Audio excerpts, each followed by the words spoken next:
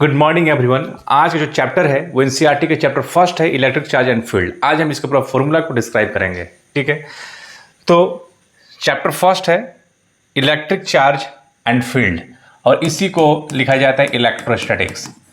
Chapter का नाम कहीं कहीं इलेक्ट्रोस्टैटिक दे देता है। इलेक्ट्रोस्टैटिक्स है क्या?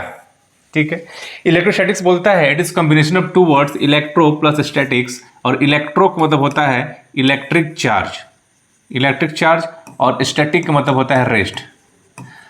वैसा चार्ज जो रेस्ट में है इसी का अध्ययन हम लोग बोलते हैं इलेक्ट्रोस्टैटिक्स। अब इसी का चैप्टर 1 है इलेक्ट्रिक चार्ज एंड फील्ड, यानी इस चैप्टर में हम लोग वैसे चार्ज के बारे में पढ़ेंगे जो कि रेस्ट में है। यानी इसका डेफिनेशन पूछा जाए तो क्या है? It is study of static charge और चार्ज एट रेस्ट।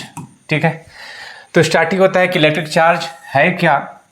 तो इलेक्ट्रिक चार्ज एक्चुअली मेरे को फॉर्मूला को डिस्क्राइब करना है तो ज़्यादा डेफिनेशन पे हम लोग जोर नहीं देंगे। तो इलेक्ट्रिक चार्ज है क्या? इलेक्ट्रिक चार्ज को हम लोग क्यू से, कैपिटल क्यू या स्मॉल क्यू से डिनोट करते हैं। तो electric charge it is intrinsic property of any matter, किसी भी मैटर का एक प्रॉपर्टी होता है ना, बाय विच इट अट्रैक्ट और रिपेल अदर चार्ज बॉडी।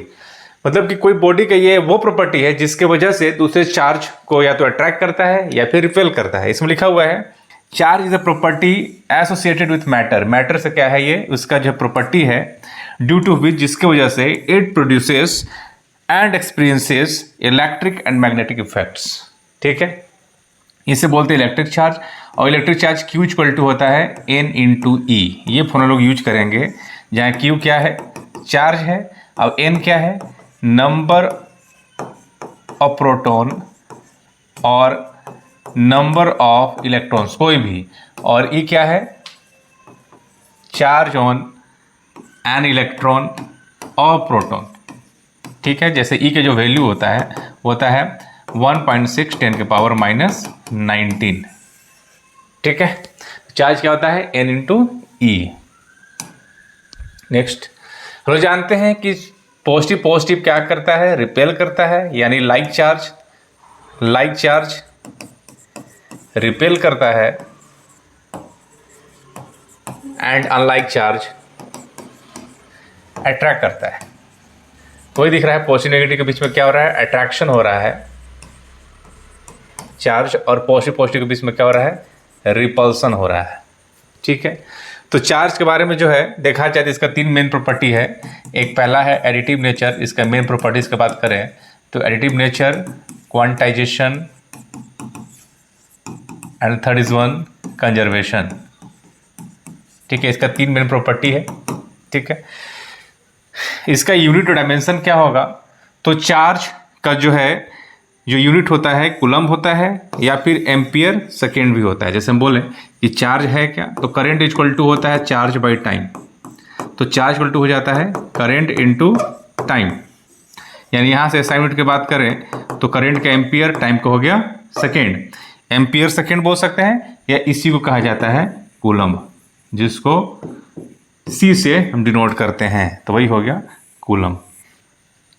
इधर कुछ स्मॉलर जो है यूनिट हो सकते हैं, जैसे मिली कूलम्ब, माइक्रो कूलम्ब। जैसे मिली कूलम्ब हो गया 10 के पावर -3 कूलम्ब हो गया। माइक्रो कूलम्ब मतलब 10 के पावर -6 कूलम्ब हो गया, कुछ यूज होता है। ठीक है, इसका सीजीएस यूनिट क्या है? तो नेक्स्ट पेज में है, इसका जो सीजीएस यूनिट है वो है स्टेट कूलम्ब, या फिर इसको बोलते हैं ESU। इलेक्ट्रो स्टैटिक यूनिट होता है, मैग्नेटिक नहीं, स्टैटिक यूनिट।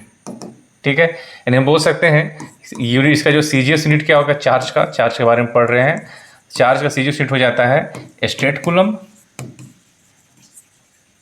या फिर ESU मतलब इलेक्ट्रोस्टैटिक यूनिट। एक कूलम्ब बराबर जो होता है 3 × 10 के पावर 9 स्टेट कूलम्ब। ये रिलेशन है ये SI और CGS के बीच में, ये दे रखा है। एक कूलम्ब इक्वल टू होता है दिस। ठीक है, डायमेंशन क्या हो जाएगा? 80। चार्ज डायमेंशन क्या होगा? 80। नेक्स्ट, इलेक्ट्रोस्टैटिक इंडक्शन, एक फॉर्मूला नहीं है लेकिन महत्वपूर्ण टर्म्स है, इसलिए इसको हम ले लिए हैं। इलेक्ट्रोस्टैटिक इंडक्शन है क्या? तो बोलता है कि जब कोई न्यूट्रल बॉडी के नज़दीक में कोई चार्ज लेके आते हैं तो पॉजिटिव चार्ज निगेटिव को अपनी तरफ अट्रैक्ट करता है और पॉजिटिव को रिपेल करता है, तो सबसे दूर पे जाके ये क्या होता है, एक्यूमुलेट हो जाता है। इस प्रोसेस को हम लोग बोलते हैं इलेक्ट्रोस्टैटिक इंडक्शन। या समझने के लिए देखिए, मान लेते हैं एक ऑब्जेक्ट है जो कि क्या है, न्यूट्रल है, उसमें जितना पॉजिटिव चार्ज है उतना ही निगेटिव चार्ज है।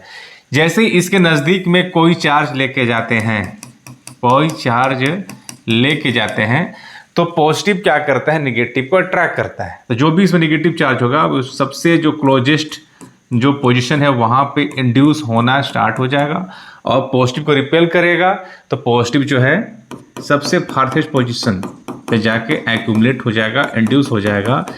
इस प्रोसेस को हम लोग बोलते हैं इलेक्ट्रोस्टैटिक इंडक्शन। ठीक है। कूलम्स लॉ, कूलम्स लॉ बोलता है ना, दो स्टेशनरी चार्ज के बीच में फोर्स है ना, force acting between two charge is called electric force, coulomb force. अब इसी कूलम्स लॉ से हम लोग पढ़ते हैं। जैसे क्या है कि एक चार्ज Q1 है, Q1 चार्ज है, दूसरा चार्ज Q2 है, दोनों के बीच का डिस्टेंस मान लेते हैं R है। तो चार्ज पॉजिटिव के बीच में रिपल्शन होता है, तो ये जो है इसको क्या करेगा, F से रिपेल करेगा, ये भी इसको इधर F से रिपेल करेगा, दोनों फोर्स इक्वल होगा। ठीक है। तो बोलता है जो फोर्स होगा वो चार्ज के प्रोपोर्शनल होगा। जितना ज़्यादा चार्ज होगा Q1 उतना ही ज़्यादा फोर्स लगेगा, यानी चार्ज का वैल्यू बढ़ता है तो फोर्स का वैल्यू बढ़ेगा, है ना। यानी ये proportional to Q1 and Q2, ये दोनों के प्रोपोर्शनल है। और तीसरा बात ये है कि force is inversely proportional to R²। दो चार्ज को जितना नज़दीक रखेंगे उतना ही फोर्स का इम्पैक्ट होगा, जितना दूर रखेंगे फोर्स का इम्पैक्ट कम हो जाएगा। इसलिए डिस्टेंस का क्या है, इन्वर्सली है। R बढ़ाएंगे फोर्स घट जाएगा, यानी R को बढ़ा देंगे फोर्स का वैल्यू घट जाएगा, R को वैल्यू घटाएंगे फोर्स का वैल्यू बढ़ जाएगा। यानी इस दोनों इक्वेशन को जब हम लोग मिलाते हैं तो फोर्स प्रोपोर्शनल टू हो जाएगा Q1 Q2 बाई R²। और प्रोपोर्शनल साइन हटाएंगे, कॉन्स्टेंट टर्म आता है K Q1 Q2 by R²। This is force, electric force. ठीक है। यही जो है यहाँ पे लिखा हुआ है दिस। ठीक है। जहाँ K क्या है, ये कांस्टेंट है, इसको लोग देख लेते हैं। जैसे कि देखें कि फोर्स जो है, फोर्स होता है K Q1 Q2 by R²। ये कूलम फोर्स है, जहाँ K को हम लोग बोलते हैं इलेक्ट्रोस्टैटिक फोर्स कांस्टेंट, और इसका जो वैल्यू होता है 9 × 10⁹ न्यूटन मीटर स्क्वायर पर कूलम स्क्वायर। K का एक और वैल्यू होता है 1/4 पाई एप्सिलॉन नॉट। ठीक है। ये एप्सिलॉन नॉट है क्या, इसको लोग बोलते हैं permittivity, permittivity in free space.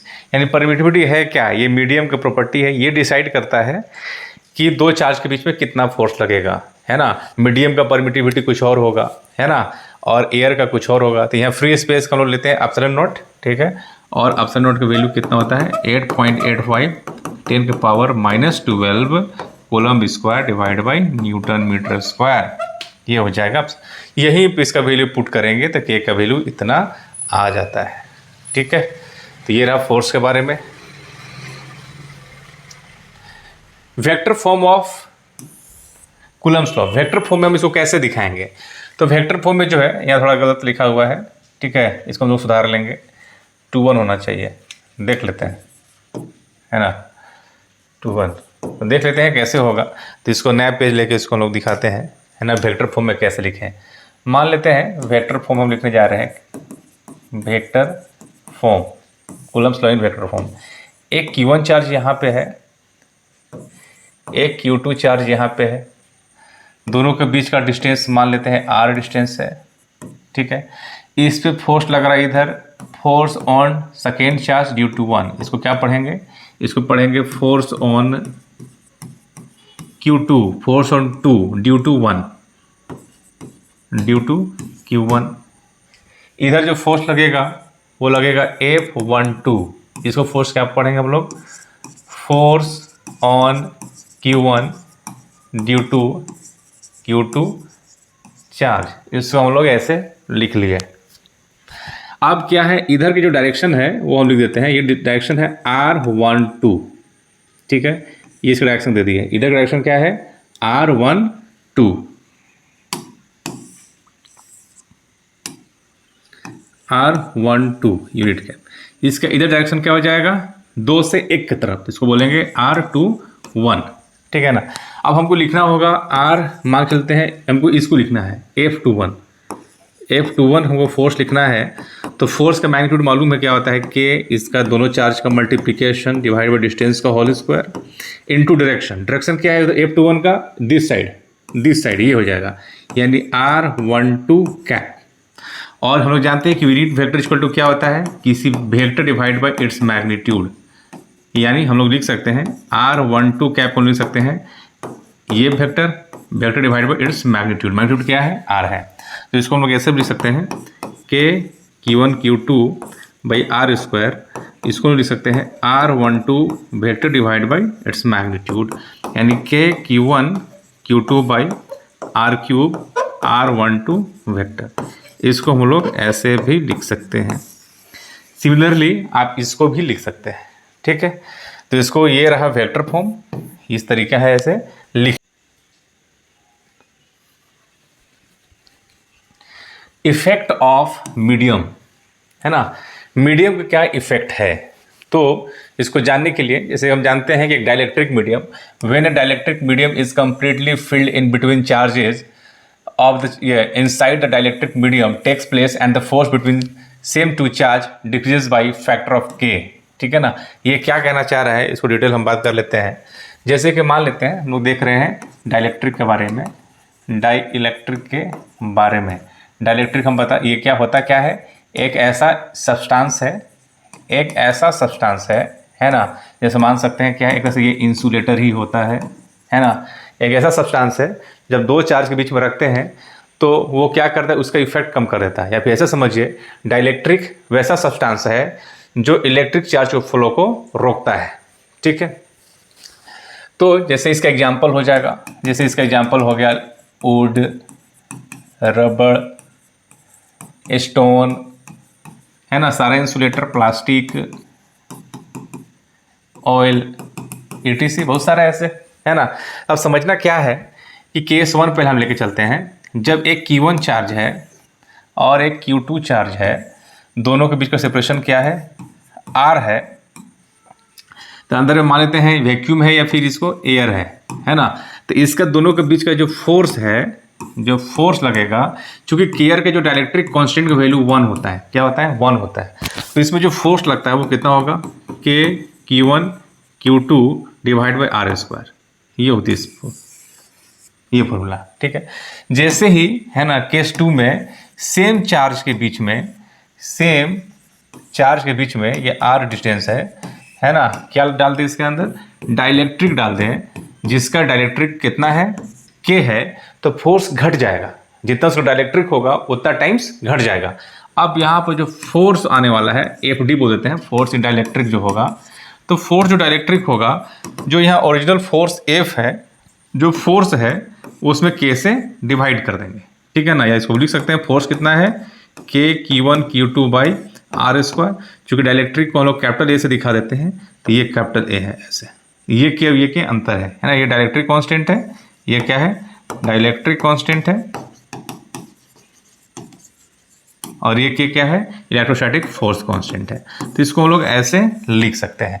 तो वही बात यहाँ पर बोला गया है कि जैसे ही हम डाइलेक्ट्रिक डालते हैं वो F air divide by K, ये मीडियम में क्या हो जाता है, F air divide by K हो जाता है, जिसका वैल्यू कितना हो जाता है, इतना हो जाता है, ठीक है। अब इसमें केस लिया गया है कि भाई इसमें जो है, यदि दो चार्ज के बीच में अगर इतना जो है, ये जो K जो है, इसका T है ना, T थिकनेस का यदि हम कोई डाइलेक्ट्रिक अगर हम रख दें तो उसका जो है कितना होगा वैल्यू। तो इसको भी हम लोग क्लियर देखते हैं। जैसे मान लेते हैं आप Q1, ये केस 3 मान के चलते हैं, एक Q1 चार्ज है और एक Q2 चार्ज है ना, दोनों के बीच का सेपरेशन मान लेते हैं R। अब बोलते हैं कि डाइलेक्ट्रिक जो है पूरा नहीं भरा हुआ है, इतना ही भरा हुआ है, जिसका थिकनेस कितना है, T है ना, और इसका डाइलेक्ट्रिक कांस्टेंट कितना है, K है। अब कितना होगा, तो पहले दोनों का जो है हमको R इफेक्टिव लिखना पड़ेगा, R इफेक्टिव, है ना। R इफेक्टिव कितना होगा, तो बोलते हैं कि टोटल जो है एयर कितना है, तो R माइनस T है, R में T घटा देंगे तो बाकी जो है वो क्या है, एक तरह से एयर है, या वैक्यूम है ना, आर माइनस टी प्लस, अब ये कितना है टी इंटू रूट के, ये हो गया इसका आर इफेक्टिव। ठीक है, तो फोर्स कितना लगेगा, तो फोर्स जो लगेगा वो लगेगा K Q1 Q2 by R effective, और आर इफेक्टिव कितना होगा K Q1 Q2 R effective का, सॉरी आर इफेक्टिव का होल स्क्वायर होता है, तो इसका क्या हो जाएगा R minus T plus R root K का होल स्क्वायर, ये हो जाता है फॉर्मूला। ठीक है, यानी आर इफेक्टिव क्या हो जाता है, ये जैसे यहाँ पे हम देखेंगे, इसके पहले भी जो है यहाँ पे, हाँ यहाँ पे, तो इसके लिए आर इफेक्टिव क्या हो जाता, इसके लिए जो है आर इफेक्टिव जो है, आर इफेक्टिव जो है इसका हम बात करें तो ये क्या हो जाएगा एयर आर रूट के। ठीक है, आर रूट के का होल स्क्वायर करेंगे तो आर स्क्वायर इंटू के हो जाएगा। ठीक है ना, तो हम लोग देख चुके हैं कि यदि जो है चार्ज Q1 Q2 के बीच में टी थिकनेस का यदि हम लोग कोई चीज़ रखते हैं, डायरेक्टली डालते हैं, तो उसका जो है आर इफेक्टिव कितना हो जाता है, इतना हो जाता है R minus T plus T root K हो जाता है।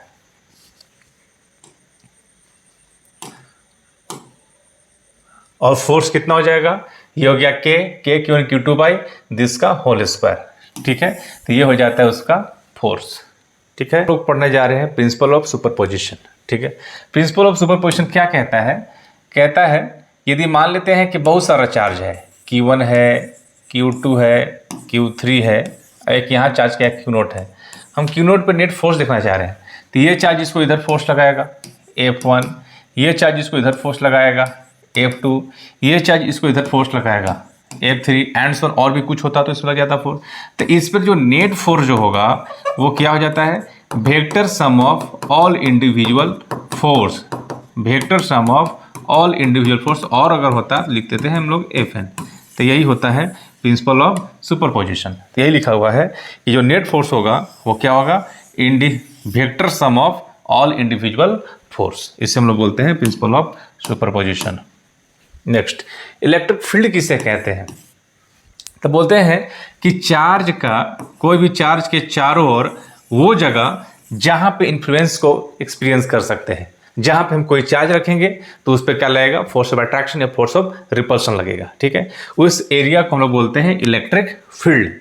ठीक है, और इलेक्ट्रिक फील्ड जो है, जैसे हम बोले एक चार्ज है, चार्ज के जो चारों ओर वो फील्ड जहाँ पे कोई दूसरा चार्ज रखेंगे वो उसको क्या लग रहा है पॉजिटिव चार्ज रखें तो इसको क्या कर रहा है रिपेल कर रहा है, उससे हम लोग इलेक्ट्रिक फील्ड बोलते हैं। यदि ये इलेक्ट्रिक फील्ड है, ऐसे इलेक्ट्रिक फील्ड है, ये इलेक्ट्रिक फील्ड का डायरेक्शन है, ये दिखाना चाह रहा है कि जिसका डायरेक्शन इलेक्ट्रिक फील्ड का है दिस, अगर यहाँ पर हम लोग पॉजिटिव चार्ज रखते हैं तो ये इसको इधर फोर्स लगाएगा और नेगेटिव चार्ज को क्या करेगा अट्रैक्ट करेगा। ठीक है, इलेक्ट्रिक फील्ड का फॉर्मूला होता क्या है, तो इलेक्ट्रिक फील्ड जो है वो होता है it is electric force per unit charge. क्या होता है, it is electric force per unit charge, है ना। और इसका फॉर्मूला देखा जाए तो फोर्स का हम लोग जानते हैं फॉर्मूला क्या होता है K Q1 Q2 by R square. जब हम लोग इलेक्ट्रिक फील्ड की बात करते हैं तो फोर्स बाई एक चार्ज हो जाता है, तो फोर्स कितना है K Q1 Q2 by R square divide by Q, एक चार्ज गया तो बनता है K Q by R square. यानी इलेक्ट्रिक फील्ड में एक चार्ज होता है और फोर्स में दो चार्ज होता है। ठीक है, तो हम बोल सकते हैं कि क्या है electric field, it is force per unit charge है। ठीक है, और यहाँ से फोर्स हम लिख सकते हैं कोई चार्ज इंटू इलेक्ट्रिक फील्ड, है ना। अगर हम इसका बात करें इलेक्ट्रिक फील्ड का एसआई यूनिट का, इलेक्ट्रिक फील्ड का एसआई यूनिट की बात किया जाए तो फोर्स का न्यूटन, चार्ज का हो गया कूलम, यानी बोल सकते हैं इसको न्यूटन पर कूलम। ठीक है, तो ये लिखा हुआ है इसका एसआई यूनिट न्यूटन पर कूलम लिखा हुआ है। अगर इसका डायमेंशन की बात किया जाए, डायमेंशन का, तो फोर्स का होता है MLT-2 और चार्ज का होता है AT, यानी ये बन जाएगा MLT-3 A-1। वही यहाँ पे इसका जो है डायमेंशन लिखा हुआ है। कंटिन्यूअस डिस्ट्रीब्यूशन ऑफ चार्ज बोलता है कि जो चार्ज डेंसिटी होता है वो तीन प्रकार का होता है, एक लीनियर चार्ज डेंसिटी, दूसरा सरफेस चार्ज डेंसिटी और तीसरा वॉल्यूम चार्ज डेंसिटी। यहाँ दे रखा है लीनियर चार्ज डेंसिटी, यहाँ दे रखा है सरफेस चार्ज डेंसिटी, है ना। तो इसको जो है हम बता देते हैं, डेंसिटी जो है या डिस्ट्रीब्यूशन जो है तीन प्रकार से किया गया है। पहला है linear charge density, linear charge density, surface charge density, और तीसरा होता है वॉल्यूम चार्ज डेंसिटी। ठीक है, लीनियर चार्ज डेंसिटी को ये 3 भाग में बांट दिए इसको। लीनियर चार्ज डेंसिटी को लैम्डा से नोट करते हैं, और लीनियर का मतलब होता है लेंथ, जो लेंथ में चार्ज डिस्ट्रीब्यूटेड होता है उसे बोलते हैं लीनियर चार्ज डेंसिटी। और ये लैम्डा जो है होता है चार्ज पर यूनिट लेंथ। ये क्या होता है? Charge per unit length. ठीक है, ये हो गया लैम्डा, और ऐसा यूनिट क्या हो जाएगा? चार्ज का कूलम पर मीटर, है ना। सरफेस चार्ज डेंसिटी क्या होता है कि सरफेस में होता है, सरफेस में चार्ज क्या होता है? डिस्ट्रीब्यूटेड होता है ना, किसी एरिया में। और ये इसको हम लोग सिग्मा से डिनोट करते हैं। सिग्मा क्या होता है? चार्ज पर यूनिट एरिया, है ना। ये क्या होता है? Sigma charge per unit area, और एसआई यूनिट इसका हो जाएगा चार्ज का कूलम पर मीटर स्क्वायर। वही वॉल्यूम चार्ज डेंसिटी को रो से डिनोट करते हैं। ये क्या होता है? पूरा वॉल्यूम में जो चार्ज डिस्ट्रीब्यूटेड होता है उसे हम लोग बोलते हैं वॉल्यूम चार्ज डेंसिटी, और ये होता है चार्ज पर यूनिट वॉल्यूम। इसका एसआई यूनिट क्या हो जाएगा? Coulomb per metre cube. तो यही सारा चीज़ जो है यहाँ पे लिखा हुआ है ना। ये लैम्डा हो गया, है ना, ये सिग्मा हो गया चार्ज पर यूनिट एरिया। ठीक है, बाकी इसको हम लोग लिख ही चुके हैं, समझा ही चुके हैं तीनों। ये हो गया वॉल्यूम, है ना, चार्ज बाई वॉल्यूम, पूरे वॉल्यूम में होता है ये, है ना। Next, electric field due to various charge distribution, है ना, जिससे इसमें लोग पढ़ेंगे जैसे पॉइंट चार्ज के बारे में। एक पॉइंट चार्ज जो है, एक प्लस क्यू चार्ज जो है, अपने से आर डिस्टेंस पे कितना इलेक्ट्रिक फील्ड लगाएगा। तो पॉजिटिव चार्ज किसी भी पॉइंट को रिपेल करते हैं, क्योंकि पॉइंट को हम लोग समझते हैं पॉजिटिव, यूनिट पॉजिटिव चार्ज समझते हैं। ये इसको इधर अट्रैक्ट करेगा, और कितना वैल्यू होगा कि इसका वैल्यू कितना है? क्यू कितना डिस्टेंस पे लगाना है? R square. तो इसका फॉर्मूला बन जाता है K Q by R square. ठीक है, तो पॉइंट चार्ज की वजह से जो आएगा के क्यू बाई आर स्क्वायर आएगा। अब इसका ग्राफ क्या बनेगा? ऐसे बनेगा। क्यों बनेगा? क्योंकि इलेक्ट्रिक फील्ड क्या होता है? K Q by R square. K Q constant है, E is inversely proportional to R square. अब इसका ग्राफ क्या होगा? ऐसे होगा। ये ग्राफ क्या दिखाता है कि ई जो है आर स्क्वायर के इन्वर्सली है, ये इसका ग्राफ होगा। लाइन चार्ज का क्या होगा? ऐसे लाइन चार्ज है, और यहाँ इसका लेंथ एल है ना, और यहाँ से आर डिस्टेंस पे यहाँ पे इलेक्ट्रिक फील्ड कितना होगा, तो उसका फॉर्मूला होता है ये। इसको अच्छे से देख लेते हैं, ये बहुत ही काम का चीज़ है ना। मान लेते हैं कि लाइन चार्ज मान लेते हैं कि ये जो है लाइन चार्ज है, ये मान लेते हैं इस क्या है, इसमें पॉजिटिव चार्ज है, और इसका जो है लेंथ मान लेते हैं एल है ना। तो यहाँ से आर डिस्टेंस पे यहाँ पे जो इलेक्ट्रिक फील्ड होता है उसका होगा डायरेक्शन, ये ई होगा इधर की ओर, और इसका जो वैल्यू होता है वो होता है के लैम्डा बाई आर, है ना। लैम्डा क्या है? लैम्डा इसका है linear charge density, linear charge density है ना। और ई छोड़ के lambda by R into sine theta 1 plus sine theta 2, ठीक है ना। ये फॉर्मूला है, इसको 3 स्टार कर देंगे, बिल्कुल याद रहना चाहिए। थीटा 1 कौन सा है? इसको इस एंड पर अगर इसको मिलाते हैं तो ये बन जाता है थीटा 1। अब इसका इस एंड पे मिलाते हैं तो ये बन जाता है थीटा 2। तो ये रहा इलेक्ट्रिक फील्ड का फॉर्मूला। तो वही यहाँ पे लिखे हुए हैं कि ठीक है, तो इलेक्ट्रिक फील्ड फॉर्मूला क्या हो जाएगा? यहाँ अल्फा और बीटा लिखा हुआ है, तो ये फॉर्मूला हो जाएगा। ठीक है, नेक्स्ट, इन्फिनाइट लॉन्ग वायर की वजह से, इन्फिनाइट लॉन्ग वायर की वजह से, है ना, इलेक्ट्रिक फील्ड कितना हो जाता है? तो इलेक्ट्रिक फील्ड का जो वैल्यू होता है वो होता है 2k लैम्डा बाई आर हो जाता है। तो कैसे ये हो जाता है 2k लैम्डा बाई आर? तो जैसे सिम फॉर्मूला अगर लगा दे, मान लेते हैं ऐसे जो है एक क्या है चार्ज वायर है, और हम मानते हैं कि ये क्या है, इन्फिनाइट लॉन्ग वायर है। इसका मतलब ये है कि ये नीचे जो है कितना इन्फिनाइट माइनस इन्फिनाइट गया हुआ है और ऊपर कहाँ तक गया हुआ है, प्लस इन्फिनाइट गया हुआ है। और यहाँ से आर डिस्टेंस पे यहाँ पे हमको इलेक्ट्रिक फील्ड का वैल्यू चाहिए, तो उधर का डायरेक्शन इधर होता है। और वैल्यू क्या होता है इसका, K lambda by R sine theta 1 plus sine theta 2। अब इसका वैल्यू हम पुट करने जा रहे हैं। थीटा 1 कितना होगा, यदि ये इन्फिनाइट है नीचे तो ये इसको सीधे जाना पड़ेगा जाके इन्फिनाइट मिलने के लिए, तो ये एंगल हो गया 90 डिग्री। ऊपर भी इन्फिनाइट गया हुआ तो इसको भी ऊपर जो है इन्फिनाइट तक जाना पड़ेगा, ये भी एंगल कितना है 90 डिग्री। तो साइन 90 प्लस इधर भी क्या हो जाएगा साइन 90, तो वही लिखा हुआ है कि एंगल अल्फा बीटा क्या हो जाता है 90 डिग्री। और साइन 90 1 + 1 2 हो जाएगा, ये हो जाएगा 2 K lambda by R electric field, यही फॉर्मूला होता है। ठीक है, इसको याद रखेंगे। वही सेमी, इसको लिखना चाहिए सेमी इन्फिनाइट, है ना, लॉन्ग वायर है। इसके वजह से क्या होगा, जैसे ये सेमी इन्फिनाइट लॉन्ग वायर है ना। सेमी इन्फिनाइट मतलब कि एक एंड को जानते हैं और दूसरा क्या है, यहाँ से इन्फिनाइट गया हुआ है। तो यहाँ से आर डिस्टेंस पे यहाँ पे दो इलेक्ट्रिक फील्ड होगा, एक तो इधर भी होगा एक नीचे भी होगा, यानी ई एक्स भी होगा और नीचे की तरफ ई वाई भी होगा। ई एक्स क्या होगा, के लेमडा बाई आर होगा, ई वाई क्या होगा, ये भी के लेमडा बाई आर होगा। मतलब यहाँ पर क्या हो रहा है, तो वही दिखाना चाह रहे हैं, यहाँ पे दिखाना चाह रहे हैं कि इधर भी होगा और नीचे भी होगा।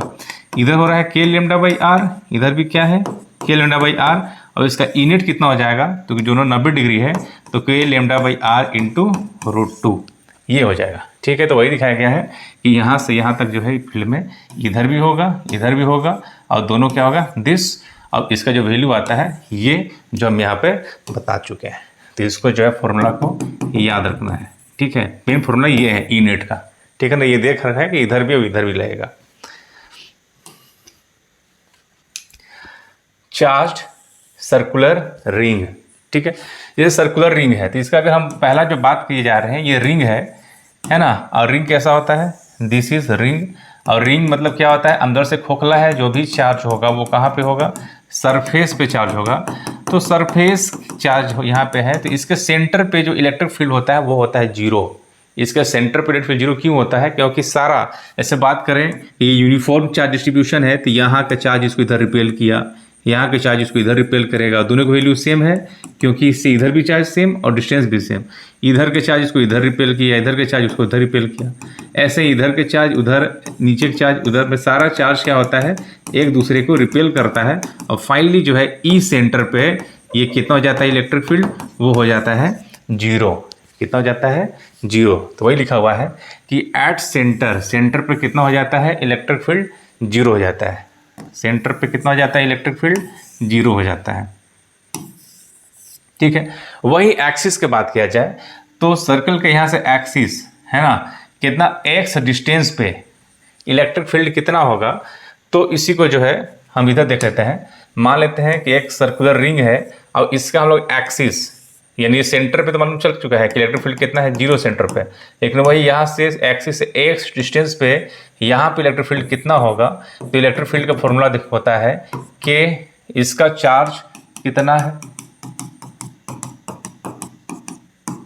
मान लेते हैं सरफेस पे चार्ज कितना है कैपिटल Q, अब इसका रेडियस कितना है r, तो हो जाएगा K, चार्ज कितना है Q, कितना डिस्टेंस पे लगाना है x डिवाइड बाई इसका यहाँ से डिस्टेंस कितना है, तो ये हो जाता है r² प्लस x², पाइथागोरस प्रमेय से ये डिस्टेंस जाता है। तो इसका होल स्क्वायर, इसका हो जाएगा r² प्लस x² का पावर 3/2। डेरिवेशन नहीं कर रहे हैं, डायरेक्ट ये क्या होता है इसका एक्सिस पे इलेक्ट्रिक फील्ड फॉर्मूला ये होता है। देख भी लेते हैं यहाँ पे क्या दे रखा है KQ, यहाँ से यहाँ पर निकालना है इलेक्ट्रिक फील्ड का वैल्यू, तो KQX divide by r² plus x² का पावर 3/2। ठीक है, दूसरा बात कि इलेक्ट्रिक फील्ड मैक्सिमम कहाँ पे होगा, x के किस डिस्टेंस पे है ना इलेक्ट्रिक फील्ड क्या होगा मैक्सिमम होगा। यानी हम लोग चाहते हैं कि इलेक्ट्रिक फील्ड क्या हो मैक्सिमम मिले, तो जो है x का किस वैल्यू पे, तो उसको बोलते हैं r/√2। तो वही यहाँ लिखा हुआ है कि ई मैक्सिमम जो है वो r/√2 पे होता है, और एक्सिस के लिए जो डायग्राम बनेगा वो इस टाइप से बनता है। ग्राफ जो है ऐसा है, मतलब ग्राफ क्या है इस टाइप से ग्राफ बनेगा। मैं दिखाना चाह रहा है कि जो ई अगर ये इलेक्ट्रिक फील्ड और डिस्टेंस के बीच में है तो मैक्सिमम कहाँ पे बन रहा है, x/r/√2 पे ई क्या है, मैक्सिमम है। ठीक है, निगेटिव साइड में भी क्या होता है, ऐसा बन जाता है। ठीक है, वहीं पे दिखाया गया है। नेक्स्ट एक और बात कि हाफ रिंग का क्या हो जाएगा। मान लेते हैं हाफ रिंग से क्वेश्चन आता है इसलिए हाफ रिंग लिखा जाए। मान लेते हैं ये हाफ रिंग है, ऐसे है ना, ये हाफ रिंग है और इसमें चार्ज क्या मान ले, क्यू चार्ज है।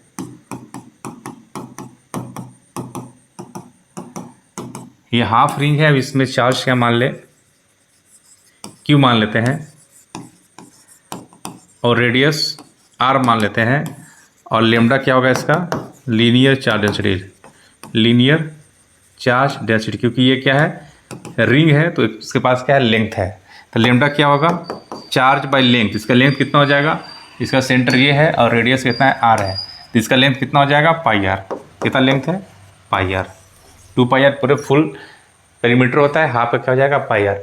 तो यहाँ पे इसके सेंटर पे ओ पे जो इलेक्ट्रिक फील्ड का जो फॉर्मूला होता है वो डायरेक्शन इलेक्ट्रिक फील्ड का अपवार्ड होगा और फॉर्मूला इसका होता है 2k लेमडा बाई आर। अगर आर कैपिटल आर में रेडियस है तो capital R, 2k lambda by capital R, या फिर इसको लिख सकते हैं 2k³ by pi R square. ये फॉर्मूला इसका होता है, याद रखना है। जैसे अगर हम बोल दें, अगर इसको लिख दिए हैं कि ई इक्वल टू कितना है, 2k लेमडा बाई आर, तो लेमडा का वैल्यू पुट किया जाए, charge by length pi R, तो आंसर उतना ही आ जाएगा। 2k लेमडा क्या है, Q by pi R into R, तो हो जाता है 2k³ by pi R square. Same मिल गया। ठीक है, तो ये फॉर्मूला जो है याद रखना है हाफ रिंग का। नेक्स्ट शेल का बात कर रहे हैं, है ना। 3 सेल लिए हुए हैं, एक इनसाइड के लिए, दूसरा सरफेस के लिए और तीसरा क्या है, आउटसाइड के लिए। तो एक सेल मतलब क्या होता है, होलो स्फीयर। सेल का मतलब क्या होता है, होलो स्फीयर। होलो स्फीयर मतलब अंदर से खोखला है, जो भी चार्ज है कहाँ पे है, सरफेस पे है। और मान लेते हैं कि इस पर चार्ज कितना है, इस पर जो चार्ज है कैपिटल क्यू मान रखे हैं, और इसका जो है रेडियस है, रेडियस आर है। तो इसका 3 पॉइंट पे पूछता है। पहला तो सेंटर पे 4 पॉइंट पे, इसका सेंटर पे इलेक्ट्रिक फील्ड कितना होता है, 0। पहला ई सेंटर पे इलेक्ट्रिक फील्ड कितना होगा, 0। दूसरा ई इनसाइड पे भी इलेक्ट्रिक फील्ड कितना होगा, 0। इनसाइड मतलब अंदर किसी भी पॉइंट पे अगर हमको निकालना होगा यहाँ पे, तो ई इनसाइड कितना हो जाएगा, इलेक्ट्रिक फील्ड 0 हो जाएगा। ठीक है, अंदर में हर पॉइंट पे इलेक्ट्रिक फील्ड 0 हो जाता है, क्योंकि सारा जो है हर जगह जो कैंसिल आउट हो जाता है इलेक्ट्रिक फील्ड। तीसरा होगा सरफेस पे, तो ई सरफेस पे जो फॉर्मूला होगा के, चार्ज कितना है क्यू और यहाँ से डिस्टेंस कितना है, आर स्क्वायर। यानी तीसरा हम लिख दिए ई सरफेस, ये हो जाएगा k³ बाई आर स्क्वायर। और चौथा पूछता है सेंटर से आर डिस्टेंस यानी आउटसाइड, ई आउटसाइड, तो इसको जाता है k³ बाई कितना डिस्टेंस पे जा रहा है, स्मॉल आर का होल स्क्वायर। तो ये हो गया चौथा, ई आउट। ये जो है फॉर्मूला, इसको याद रखना है। यदि इसका ग्राफ बनाया जाए तो अंदर में तो पूरे आर रेडियस तक तो इलेक्ट्रिक फील्ड 0 है, जो भी स्टार्ट होता है आउटसाइड से स्टार्ट होता है। तो ग्राफ यहाँ पर बनाए हुए हैं, जैसे कि ई इनसाइड 0 है लिखा हुआ है ना। सरफेस पे k³ बाई आर स्क्वायर होता है, ये भी लिख चुके हैं। तो क्या होगा, जैसे ये होलो स्फीयर है ना, अब हमको बनाना है, ग्राफ बनाना है एक्स वर्सेस इलेक्ट्रिक फील्ड। तो हम बता दिए कि इसका रेडियस आर तक, यहाँ पर ई इनसाइड कितना होता है, 0 होता है। तो जो भी स्टार्ट होता है कहाँ से, सरफेस से इलेक्ट्रिक फील्ड स्टार्ट होता है, और उसके बाद इसका ग्राफ कैसा बनेगा, ऐसे बनेगा, है ना। सरफेस पे कितना होगा इसका, k³ बाई आर स्क्वायर। उसके बाद क्या होता है, ई आउटसाइड का हम लोग जानते हैं k³ by small R square, यानी ई जो है आर स्क्वायर के इनवर्सली प्रोपोर्शनल है। तो इसका ग्राफ क्या हो जाता है, ऐसे हो जाता है। ठीक है, तो वही यहाँ पे ग्राफ जो है ऐसे बनाए हुए हैं। सॉलिड स्फीयर, ये है सॉलिड स्फीयर। और सॉलिड स्फीयर का जो है, मान लेते हैं हम एक सॉलिड स्फीयर ले लिए हैं, ये रहा सॉलिड स्फीयर। सॉलिड स्फीयर में भी क्या होगा, 4 जगह पूछा जाएगा, है ना। पहला तो सरफेस और आउटसाइड, इसका रेडियस मान लेते हैं आर, ये क्या है, सॉलिड स्फीयर है, इसको भी याद रखना है। जो भी चार्ज है वो कहाँ पे है, इसके बाउंड्री, सॉरी इसका चार्ज तो पूरी जगह रहेगा, है ना, क्योंकि सॉलिड स्फीयर है तो पूरी जगह जो है चार्ज रहेगा ऐसे, ठीक है। तो इसका पहले तो सरफेस से पूछा जाए तो सरफेस पे जो है इलेक्ट्रिक फील्ड यानी ई जो सरफेस पे होगा वो कितना होगा, तो के चार्ज कितना माने हैं, इस पे चार्ज मान लेते हैं कितना है, क्यू है, और रेडियस कितना है, आर है, तो के क्यू बाई आर स्क्वायर हो जाएगा ई सरफेस। अगर सेंटर से आर डिस्टेंस पे यहाँ पे इलेक्ट्रिक फील्ड का वैल्यू कितना होगा, तो होगा K Q by small R square. यानी होलो स्फीयर सॉलिड स्फीयर में सरफेस और आउटसाइड के लिए फॉर्मूला क्या है, सेम है, ठीक है। यानी यहाँ से आर डिस्टेंस पे के क्यू बाई आर स्क्वायर है ना, ये आउटसाइड के लिए है। इनसाइड के लिए चेंज हो जाता है, ई जो इनसाइड है इसके लिए चेंज हो जाता है, फॉर्मूला बन जाता है के क्यू।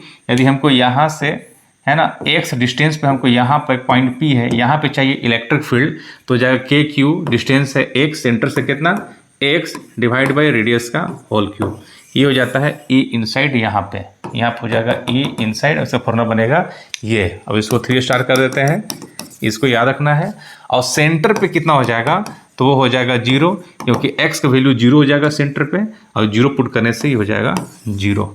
तो 4 पॉइंट याद रखना है इलेक्ट्रिक फील्ड। अब आता है डिस्क। डिस्क के वजह से, है ना, x डिस्टेंस पे जो इलेक्ट्रिक फील्ड को जो होगा, जो वैल्यू होगा वो होता है sigma by 2 epsilon naught. Sigma क्या है इसका, तो सिग्मा है surface charge density, surface charge density. तो फॉर्मूला क्या होता है, sigma by 2 epsilon naught 1 minus x and distance minus या divide by root over x square plus r square. ये फॉर्मूला है, याद रखना है। लेकिन इससे ज़्यादा फॉर्मूला जरूरत ये इंपॉर्टेंट होता है इनफाइनाइट लार्ज डिस्क का, इससे ज़्यादा क्वेश्चन पूछा जाता है ना। ये क्या है, जिसका रेडियस है वैसा डिस्क है, डिस्क बोले या प्लेट बोले, है ना, बातें की है। तो जब इसको हम लोग बोलते हैं कि लार्ज डिस्क, क्या लिख दिए, लार्ज डिस्क लिख दिए। तो लार्ज डिस्क बोलने से क्या हो जाता है, इसका रेडियस क्या हो जाता है, बड़ा हो जाता है, इन्फाइनाइट हो जाता है। जैसे रेडियस इन्फाइनाइट यहाँ पुट करेंगे तो 1 बाई इन्फाइनाइट 0 हो जाएगा, और फॉर्मूला बन जाता है एक सिंपल सा सिग्मा बाई एप्सिलॉन नॉट। तो ये आगे लोग देखते हैं। टॉपिक है infinite thin plane sheet of charge, यानी बोल सकते हैं ये टॉपिक क्या है जो अभी बात कर रहे थे, लार्ज शीट या इन्फाइनाइट लार्ज शीट या फिर प्लेट, ठीक है ना। तो हम बोले कि एक डिस्क की वजह से इलेक्ट्रिक फील्ड का फॉर्मूला क्या होता है, sigma by 2 epsilon naught 1 minus X by root over R square plus X square. ये अभी हम लोग देख चुके हैं। हम बोले कि भाई लार्ज डिस्क है, इन्फाइनाइट लार्ज डिस्क है, तो जो इसका जो है रेडियस हो जाएगा वो क्या हो जाएगा, इन्फाइनाइट हो जाएगा, इन्फाइनाइट हो जाएगा। तो हम यहाँ पे जब इन्फाइनाइट पुट करेंगे तो वह एक्स बाई इन्फाइनाइट क्या हो जाएगा, एक तरह से एक्स बाई इन्फाइनाइट क्या हो जाएगा, 0 हो जाएगा, ठीक है। तो इसको सोल्व करेंगे तो सिग्मा बाई 2 एप्सिलॉन नॉट, यानी electric field due to large sheet या इन्फाइनाइट लार्ज शीट की वजह से क्या फॉर्मूला बनता है, सिग्मा बाई 2 एप्सिलॉन नॉट। और ये फॉर्मूला बहुत ही महत्वपूर्ण है ना। इस फॉर्मूला में खासियत क्या है कि ये फॉर्मूला क्या है, सिग्मा भी कांस्टेंट है, एप्सिलॉन नॉट भी कांस्टेंट है, तो वैल्यू क्या देता है, कांस्टेंट, और डिस्टेंस पर डिपेंड ही नहीं करता है। लार्ज डिस्क पे जो है डिस्टेंस पे डिपेंड नहीं करता है, तो do not depends on distance. तो ये इसका जो है खासियत है, ये कांस्टेंट होता है। अगर लार्ज शीट के बारे में बात करें तो कैपेसिटर में भी जो हम लोग प्लेट यूज करते हैं वो लार्ज प्लेट होता है, ठीक है। तो उसमें भी हम लोग फॉर्मूला इलेक्ट्रिक फील्ड का यही यूज करते हैं। पीरियड ऑफ ऑसिलेशन, जैसे लोग जानते हैं, यदि पेंडुलम है ना, तो पेंडुलम का लेंथ L है, इसमें ग्रेविटी क्या लग रहा है, G लग रहा है, तो टाइम पीरियड क्या हो जाता है 2 पाई L बाई G, ठीक है ना। ये फॉर्मूला होता है टाइम पीरियड का। फर्क तब पड़ेगा जब हम लोग इसमें इलेक्ट्रिक फील्ड डाल दें और इलेक्ट्रिक चार्ज डाल दें और इलेक्ट्रिक फील्ड डाल दें। वही देखिए यहाँ पे लिखा गया है, केस 1 में बात कर रहा है, जब इसमें चार्ज क्या बोलते हैं, इफ सम चार्ज से plus Q is given to the bob, यानी ये जो है इस पर हम लोग क्या चार्ज दे दिया जाए, प्लस क्यू चार्ज दे दिया जाए, और इलेक्ट्रिक फील्ड जो है अप्लाई कर दिया गया इस टाइप से, इधर डायरेक्शन में इलेक्ट्रिक फील्ड अप्लाई कर दिए। तो इसको अप्लाई करने से क्या होगा, है ना, क्योंकि जो फॉर्मूला है टाइम पीरियड का, ये टाइम पीरियड फॉर्मूला रियल में होता है 2 pi root over L by G effective, G effective कितना है, जी इफेक्टिव बोले या फिर ए इफेक्टिव बोले, बात एक ही है। तो हमारा मेन फॉर्मूला यही है, अब वही हम यहाँ पे देखने जा रहे हैं। जैसे बोले कि भाई यहाँ पे क्या है, अब ये मास जो है एम है, अब इसको हम लोग क्या दे दिए, चार्ज क्यू दे दिए, और इधर जो है स्विच ऑन कर दिए, इलेक्ट्रिक फील्ड का डायरेक्शन क्या दे दिए, इधर दे दिए। इलेक्ट्रिक फील्ड का डायरेक्शन इधर देने से क्या हो गया कि भाई इधर तो इसका एक जी तो लगता ही है, एक इसकी वजह से फोर्स है ना, अगर इधर चार्ज क्यू है तो फोर्स इस पर डेवलप हो जाता है। अगर फोर्स इसका एम जी, नीचे फोर्स एक लग रहा है, एक फोर्स लगता है इलेक्ट्रिक फील्ड की वजह से, वो होता है क्यू इंटू इलेक्ट्रिक फील्ड, ये फोर्स है। तो एक्सलेशन कितना हो जाएगा, क्यू ई बाई एम, है ना। अगर सिर्फ एक्सलेशन का बात करें तो इधर जी इधर क्या हो गया, जी हो गया, इधर एक्सलेशन कितना है, क्यू ई बाई एम, तो इसका जो है इधर ए नेट कितना हो जाएगा, तो ए नेट हो जाएगा रूट ओवर जी का square plus Q E by M का होल स्क्वायर। तो वही हम यहाँ पे पुट करेंगे, यानी जो है हमारा जी डैश है, जो जी डैश बोलते हैं या फिर जी इफेक्टिव है, वो root over G square plus Q E by M का होल स्क्वायर हो जाता है, और टाइम पीरियड चेंज हो जाएगा। टाइम पीरियड क्या होता है, टाइम पीरियड होता है 2 pi root over L by G effective, और जी इफेक्टिव की जगह पे हम लोग इसको पुट कर देंगे ए नेट को, तो वही यहाँ पे पुट किया गया है। क्लियर। केस 1 था ये टाइम पीरियड निकालने का।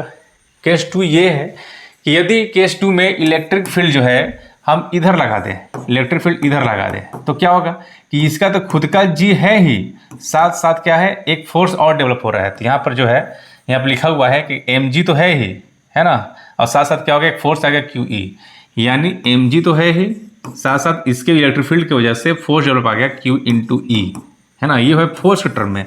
वही एक्सलेशन के टर्म में क्या कर दें, है ना, एक जी आ जाएगा ग्रेविटी की वजह से, और एक्सलेशन आ जाएगा क्यू ई बाई एम हो जाएगा ड्यू टू इलेक्ट्रिक फील्ड। तो इधर जी नेट कितना हो जा रहा है, g plus Q E by m, g plus Q E by m हो गया जी इफेक्टिव, और इसको जो हम यहाँ पर पुट कर देंगे तो टाइम पीरियड आ जाएगा।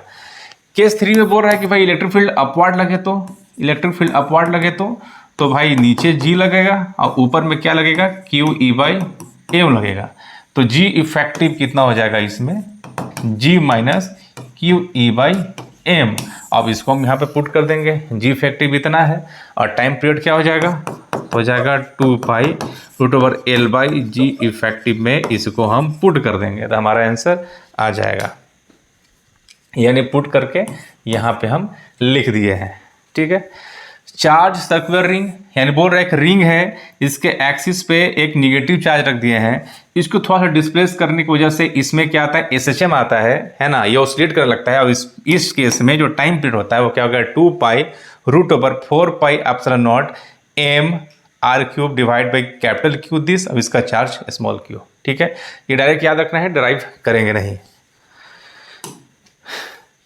इलेक्ट्रिक डाइपोल, इलेक्ट्रिक डाइपोल होता क्या है, तो इलेक्ट्रिक डाइपोल होता है, it is combination of 2 equal and opposite charge, it is combination of 2 equal and opposite charge, है ना, एक माइनस क्यू एक plus Q, 2 equal and opposite charge separated by A small distance. मान दोनों के बीच कुछ सेपरेशन है, वो कितना है, 12 है। तो ये जो सिस्टम बन रहा है वो क्या है, इलेक्ट्रिक डाइपोल है, ठीक है ना। इसको हम लोग बोलते हैं इलेक्ट्रिक डाइपोल, ये बन गया इलेक्ट्रिक डाइपोल। डाइपोल मोमेंट है क्या, तो बोलता है फिर डाइपोल बनाइए।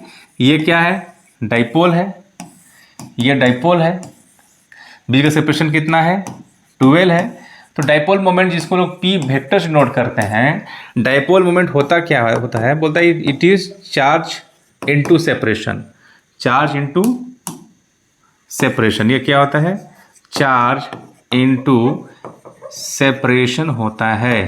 चार्ज क्या है, कोई भी एक चार्ज लेंगे, इनटू सेपरेशन क्या है, 12, ये हो जाएगा डाइपोल मोमेंट, ठीक है। और ये एक वेक्टर क्वांटिटी है क्योंकि इसका डायरेक्शन नेगेटिव टू पॉजिटिव होता है, इसका डायरेक्शन क्या होता है, नेगेटिव टू पॉजिटिव। तो लिखा हुआ है it is a vector quantity and its direction negative charge to positive charge, negative to positive charge होता है। It is denoted as P, लिख चुके हैं, और it is product of magnitude of either charge, कोई एक चार्ज, इनटू सेपरेशन, ठीक है। तो ये होता है dipole moment.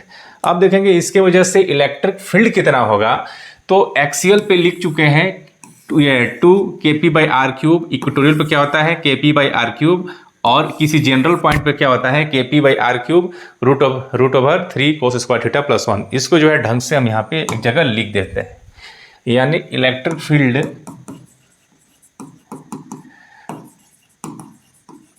Due to dipole. तो क्या लिख दें, जैसे कि हम बोल दें, हम लोग देख एक जो है डाइपोल बनाते हैं, माइनस क्यू चार्ज हो गया ऐसे, इधर हो गया कितना प्लस क्यू चार्ज हो गया, इसका लेंथ कितना माने हैं 12 माने हैं। ये जो लाइन है जिसके जो एक्सिस से जो लाइन पास हो रहा होता है उसको बोलते हैं एक्सियल लाइन, और एक्सियल लाइन पे एक पॉइंट है ओ, इस पे जो इलेक्ट्रिक फील्ड का डायरेक्शन होगा इधर होगा, इसको बोलते हैं ई एक्सियल पॉइंट, और इसका जो फॉर्मूला होता है वो होता है 2kp बाई आर क्यूब। ठीक है, और p मालूम है क्या होता है, charge into separation, q into 12। Charge small Q लिखे या कैपिटल क्यू कोई भी चलेगा, है ना। तो r क्या है, r है इसके सेंटर से भाई डिस्टेंस, कितना डिस्टेंस निकालना है r। तो एक्सियल का फॉर्मूला क्या होता है 2kp बाई आर क्यूब। हर जगह k का वैल्यू क्या होता है 1/4 पाई एप्सिलॉन लिखा हुआ है, हम लोग डायरेक्ट ही इसको वहाँ भी पुट ऐसे कर देंगे, बात एक ही है। इक्वेटोरियल लाइन क्या होता है, दिस इज इक्वेटोरियल लाइन, ये हो गया इक्वेटोरियल। यहाँ पे है ना पॉइंट है ना, ए पॉइंट है, यहाँ पर क्या होगा इलेक्ट्रिक फील्ड, तो यहाँ पर डायरेक्शन होता है इधर लेफ्ट वर्ड यहाँ पे, और यहाँ है इक्वेटोरियल का जो फॉर्मूला होता है वो होता है K P by R cube. R cube R क्या है, सेंटर से यहाँ का डिस्टेंस, तो के पी बाई आर क्यूब। तो यहाँ से एक चीज़ दिख रहा है कि ई एक्सियल जो है वो इससे दोगुना है, इक्वेटोरियल से क्या है दोगुना है, 2 टाइम्स है। अब डायरेक्शन आपको याद रहना चाहिए, लेफ्ट वर्ड है। किसी जनरल पॉइंट पे एट एनी पॉइंट मान लेते हैं बी पॉइंट है, यहाँ पर क्या होगा, यहाँ से भी डिस्टेंस हम लोग आर लेते हैं, तो यहाँ पर जो ई इलेक्ट्रिक फील्ड आएगा एट एनी पॉइंट है ना, वो होता है, यहाँ पे इसको लिख देते हैं, ये हो जाएगा K P by R cube root over 3 cos square theta plus 1। ठीक है, यानी थीटा क्या है, दिस एंगल, थीटा क्या है दिस एंगल। तो वही यहाँ पे लिखा हुआ है तीनों चीज़ें। ठीक है, याद रहना चाहिए।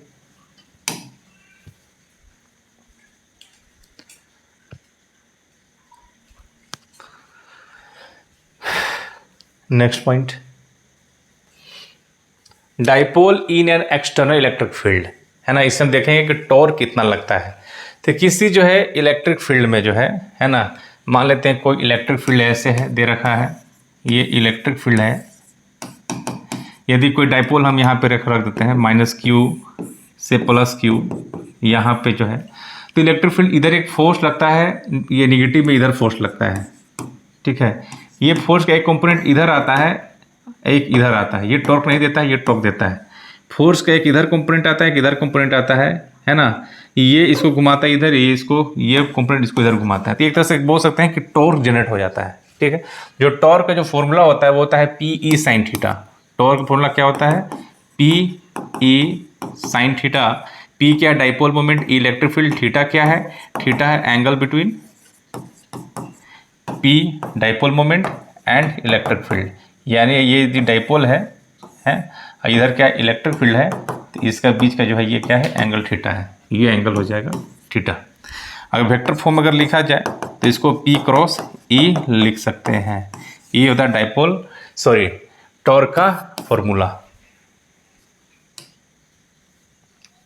वर्क डन इन रोटेशन बोलता है, वर्क डन क्या होगा, ये डायग्राम से आपको दिख नहीं रहा होगा अच्छे से, तो बोलना ये चाह रहा है कि मान लेते हैं ऐसे इलेक्ट्रिक फील्ड है और एक डाइपोल हम रखे हुए हैं माइनस क्यू से लेके प्लस क्यू।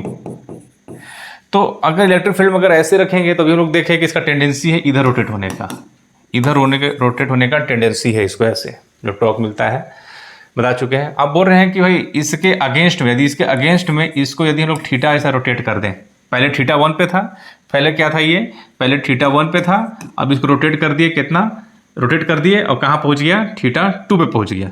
ठीक है, तो इस केस में इसका वर्क डन कितना होगा, अगर इसको इधर रोटेट करेंगे तो कुछ वर्क डन करना पड़ेगा, तो वर्क डन कितना होता है, p E cos θ1 minus cos θ1। cos θ1 क्या है, इसका इनिशियल पोजीशन, और θ2 क्या है, ये थीटा घुमाने के बाद जो उसको पोजीशन आता है, जो एंगल बनता है θ2। तो इसको जो है एक जो है केस बनाया जाता है, एक स्टैंडर्ड फॉर्मूला बना दिया जाता है कि मान लेते हैं, लेट एज्यूम कर लेते हैं, मान लेते हैं कि भाई θ1 पहले 90 डिग्री था, मान लेते हैं कि पहले जो है इसको परपेंडिकुलर रखा हुआ था, तो पोजीशन क्या हो जाएगा 90 डिग्री, और मान लेते हैं उसको रोटेट कर दिया थीटा 90 डिग्री से, हम थीटा ऐसे रोटेट कर दिए। जब हम इसको इसमें पुट कर देंगे तो वर्क डन जो बन जाएगा पी कॉस θ1 कितना हो गया 90 डिग्री, माइनस ये हो जाएगा कॉस थीटा, तो पी ई कॉस 90 हो गया 0, ये हो जाएगा माइनस कॉस थीटा, यहाँ से जाता है minus P E cos theta. ये जनरल केस हो गया जब इसको ऐसा एज्यूम कर लिए हैं, है ना। ये वर्क डन बन जाता है, और ये वर्क डन बोल सकते हैं माइनस पी डॉट ई है। क्या है, पी डॉट ई है, तो इसको याद रखना है।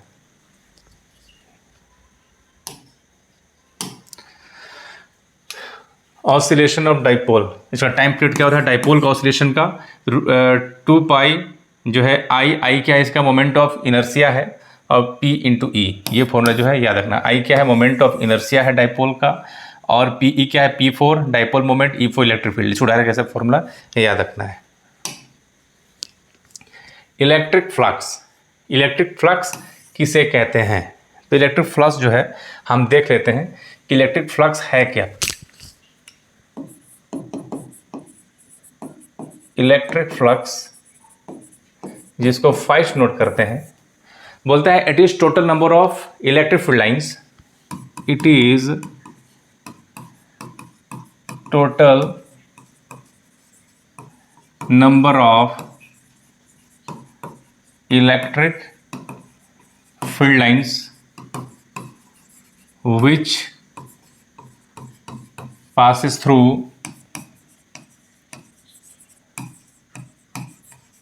सरफेस एरिया नॉर्मली, मतलब को वैसा लाइन जो सरफेस को नॉर्मली क्रॉस करता है, पास करता है, वैसे को हम लोग बोलते हैं, वैसे लाइंस को बोलते हैं हम लोग फ्लक्स। यानी जैसे हम बोल देते हैं कि ऐसे यार ऐसे इलेक्ट्रिक फील्ड है, ये इलेक्ट्रिक फील्ड है, और एक सरफेस एरिया है जो ऐसे रखा हुआ है।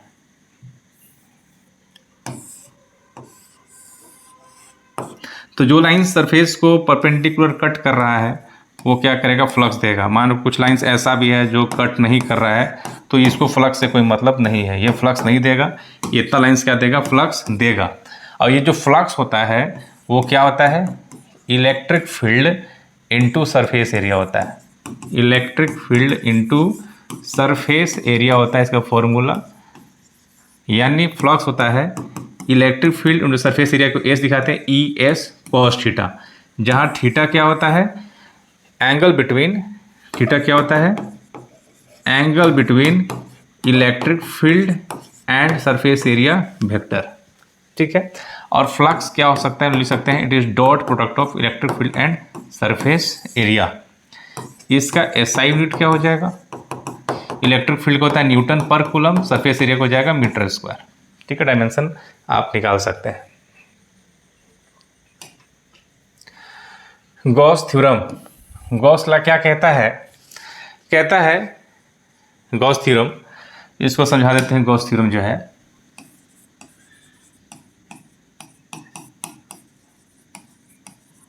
मान लेते हैं एक चार्ज है प्लस क्यू चार्ज है, इसको एक सरफेस से इसको इंक्लोज करते हैं, इंक्लोज कर दिए, किसी सरफेस से इंक्लोज कर दिए।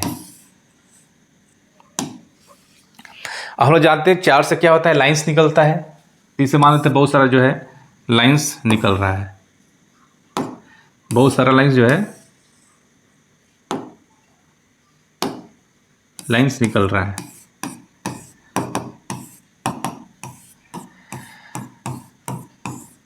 ऐसे लाइंस निकल रहा है। हम लोग जानते हैं अगर लाइंस निकल रहा है और सरफेस एरिया को कट कर रहा है तो वो फ्लक्स दे रहा है।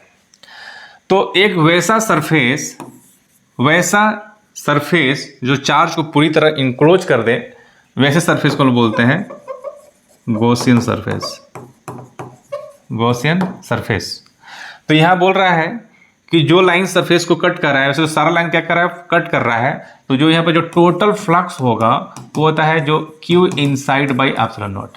क्या होता है, Q inside by epsilon not. अंदर में कितना चार्ज है, Q डिवाइड ये, यानी इसको लिख सकते हैं फ्लक्स कितना हो जाएगा, अंदर में कितना चार्ज है, Q डिवाइड बाई, ये फॉर्मूला इसका बन जाता है। ठीक है, यानी फ्लक्स को अगर मैथमेटिकली अगर लिखा जाए, इसको कैसे लिखें, तो फ्लक्स होता क्या है, this is E dot D S. यदि हमें नहीं पता है यहाँ पे फ्लक्स के बारे में, तो फ्लक्स है क्या, तो फ्लक्स अभी लोग देख चुके हैं कि फ्लक्स होता है electric field into surface area, E dot S होता है। अगर सरफेस एरिया छोटा हो तो ई डॉट डी एस हो जाएगा फ्लक्स, तो फ्लक्स भी क्या हो जाएगा, डी फाई हो जाएगा। अगर एस छोटा है तो इन लोग क्या करते हैं, इंटीग्रेटिंग बोथ साइड करते हैं, डी फाई का इंटीग्रेशन क्या हो जाएगा, फाई हो जाएगा। और लिख सकते हैं हम लोग ई डॉट डी एस, यानी फ्लक्स को हम लोग ऐसे भी सकते हैं, integration of E dot D S. तो वही हम बता रहे हैं कि फ्लक्स को हम लोग कह सकते हैं ई डॉट डी एस, क्योंकि क्लोज सरफेस के थ्रू है तो हम लोग इसको ऐसे मानते हैं क्लोज सरफेस। और ये कितना होगा, Q inside by epsilon not. यही है गॉस थ्योरम। अब इसको याद रखना है, ये है 3 स्टार। ठीक है, और यही यहाँ पे दे रखा है कि बोलता है according to this law the total flux linked with close surface called Gaussian surface. जो पूरी तरह सरफेस क्लोज कर रहा हो उसको क्या बोलते हैं, गॉसियन सरफेस, है ना। तो इट कैन जो है, ये क्या होता है, सरफेस क्या है, गॉसियन सरफेस क्या है, the surface need to be real physical surface, it can also be an hypothetical one. Hypothetical कहना चाह रहे हैं कि ये एक इमेजिनरी सरफेस मान लेते हैं, रियल में नहीं है, एक ऐसा इमेजिनरी सरफेस मान लेते हैं जो पूरी तरह क्या कर रहा है, इंक्लोज कर रहा है, जिसको हम लोग बोल रहे हैं गॉसियन सरफेस, है ना। वो कितना होगा, is 1 by epsilon not times the charge enclosed by the close surface. यानी टोटल फ्लक्स जो होगा वो total charge 1 by epsilon not times the charge enclose, यानी बोल सकते हैं Q inside by epsilon not. तो वही यहाँ बात बोला है। अब इसको लोग ऐसे भी सकते हैं, E डॉट डी एस या D A equal to 1 by epsilon naught into Q enclosed या Q इनसाइड, कुछ भी लिख सकते हैं। तो ये है गॉस थ्योरम। अब इसमें बोल रहा है कि यदि कोई डाइपोल है, अगर कोई डाइपोल है, डाइपोल की वजह से टोटल फ्लक्स कितना होगा, यदि कोई सरफेस इसको जो है इनक्लोज कर दिया है तो इसमें जो है फ्लक्स कितना होगा। तो फ्लक्स होता है Q inside by epsilon naught. Q inside कितना है, प्लस Q माइनस Q हो गया जीरो बाई एप्सिलॉन नॉट। तो इसमें टोटल फ्लक्स कितना देगा, 0 देगा। तो डाइपोल यदि हम रखते हैं इनसाइड गॉसियन सरफेस तो टोटल फ्लक्स कितना होगा, 0 होगा। केस 2 में बोल रहा है कि यदि हम अंदर में ये रख दिया जाए तो फ्लक्स कितना देगा, ये सरफेस क्या कर रहा है, पूरी तरह इसको इंक्लोज कर रहा है, तो ये गॉसियन सरफेस हो जाएगा। तो फ्लक्स क्या हो जाएगा, Q inside by epsilon naught.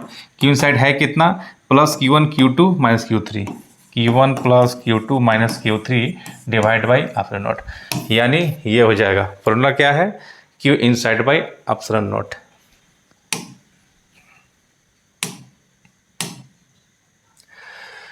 अब charge escaped at the centre of cube.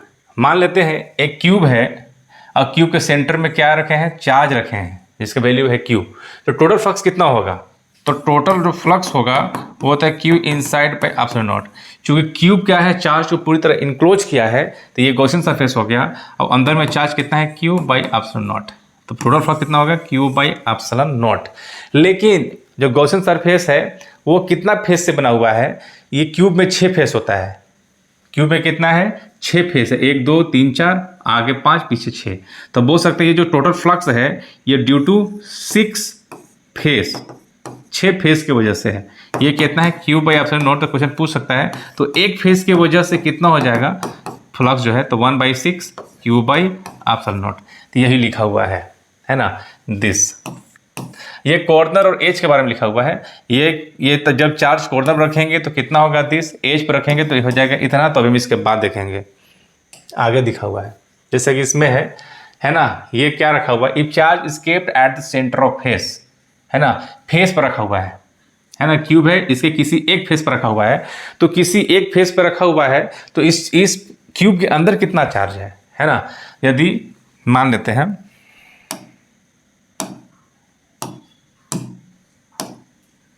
ऐसे, मान लेते हैं ये क्यूब बना दिए और हम फेस पे रख रहे हैं, तो भाई फेस पे रख रहे हैं तो आधा क्यूब के अंदर है और आधा क्यूब के बाहर है, तो चार्ज अंदर में कितना है, क्यू इनसाइड कितना हुआ, तो हो गया Q/2 हो गया। तो टोटल फ्लक्स कितना हो जाएगा, तो फ्लक्स हो जाएगा Q inside by epsilon naught, यानी Q/2 एप्सिलॉन नॉट।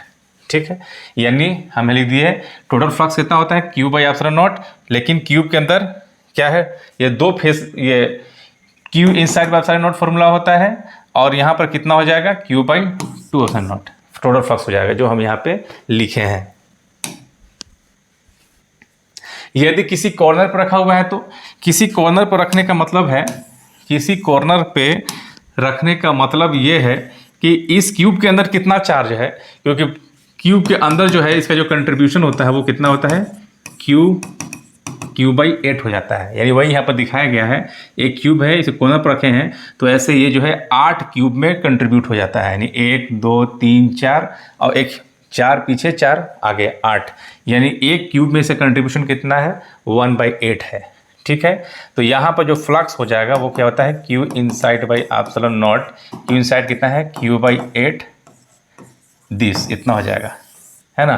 तो क्वेश्चन ये पूछता है कि भाई अगर यहाँ पे रखा हुआ है तो इसमें जो है तीन फेस ही जो है फ्लक्स देता है। जैसे हम बोल दें कि भाई इसका ये वाला फेस तो फ्लक्स देगा नहीं क्योंकि पैरेलल है, ये वाला भी क्या होगा फ्लक्स नहीं देगा क्योंकि इसके जो क्या है पैरेलल है। अब इसके पीछे वाला सरफेस से भी क्या हो जाएगा, पास हो जाएगा, यानी थ्री फेस से फ्लक्स नहीं देता है क्योंकि उसके पैरेलल पास होता है। 3 फेस से ही फ्लक्स देता है, एक इससे निकलेगा, एक इससे निकलेगा, एक साइड से निकलेगा इधर, एक नीचे से निकलेगा, यानी एक फ्रंट अब दिस 3 फेस से ही फ्लक्स देता है। तो हम बोल सकते हैं भाई 3 फेस से ही फ्लक्स दे रहा है, टोटल फ्लक्स वो कितना हो रहा है Q/8 एप्सिलॉन नॉट। तो एक फेस से कितना हो जाएगा, तो हो जाएगा 3 से डिवाइड हो जाएगा Q/24 एप्सिलॉन नॉट।